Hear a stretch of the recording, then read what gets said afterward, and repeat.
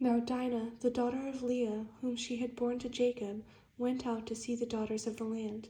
And when Shechem, the son of Hamor the Hittite, prince of the country, saw her, he took her and lay with her and violated her.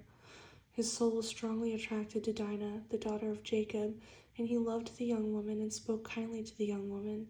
So Shechem spoke to his father Hamor, saying, "Get me this young woman as a wife." And Jacob heard that he had defiled Dinah his daughter. Now his sons were with his livestock in the field, so Jacob held his peace until they came. Then Hamor the father of Shechem went out to Jacob to speak with him. And the sons of Jacob came in from the field when they heard it, and the men were grieved and very angry, because he had done a disgraceful thing in Israel by lying with Jacob's daughter, a thing which ought not to be done. But Hamor spoke with them, saying, "The soul of my son Shechem longs for your daughter. Please give her to him as a wife, and make marriages with us. Give your daughters to us, and take our daughters to yourselves. So you shall dwell with us, and the land shall be before you. Dwell and trade in it, and acquire possessions for yourselves in it."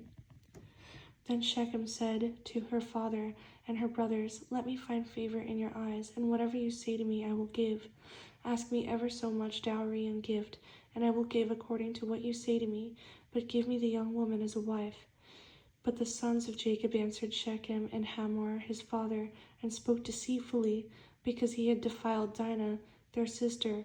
And they said to them, "We cannot do this thing, to give our sisters to one who is uncircumcised, for that would be a reproach to us. But on this condition we will consent to you, if you will become as we are. If every male of you is circumcised, then we will give our daughters to you, and we will take your daughters to us, and we will dwell with you, and we will become one people. But if you will not heed us and be circumcised, then we will take our daughter and be gone." And their words pleased Hamor and Shechem, Hamor's son.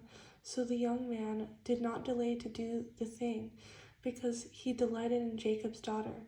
He was more honorable than all the household of his father. And Hamor and Shechem his son came to the gate of their city and spoke with the men of their city, saying, "These men are at peace with us. Therefore let them dwell in the land and trade in it, for indeed the land is large enough for them. Let us take their daughters to us as wives, and let us give them our daughters. Only on this condition will the men consent to dwell with us, to be one people, if every male among us is circumcised as they are circumcised. Will not their livestock, their property, and every animal of theirs be ours? Only let us consent to them, and they will dwell with us." And all who went out of the gate of his city heeded Hamor and Shechem his son. Every male was circumcised, all who went out of the gate of his city. Now it came to pass on the third day, when they were in pain, the two of the sons of Jacob, Simeon and Levi, Dinah's brothers, each took his sword and came boldly upon the city and killed all the males. And they killed Hamor and Shechem his son with the edge of the sword, and took Dinah from Shechem's house and went out. The sons of Jacob came upon the slain and plundered the city, because their sister had been defiled. And they took their sheep, their oxen, and their donkeys, what was in the city and what was in the field, and all their wealth, all their little ones and their wives they took captive, and they plundered even all that was in the houses.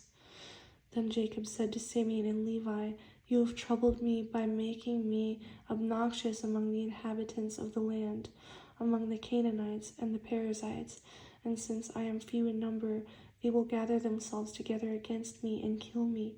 I shall be destroyed, and my household, I shall be destroyed, my household and I." But they said, "Should he treat our sister like a harlot?"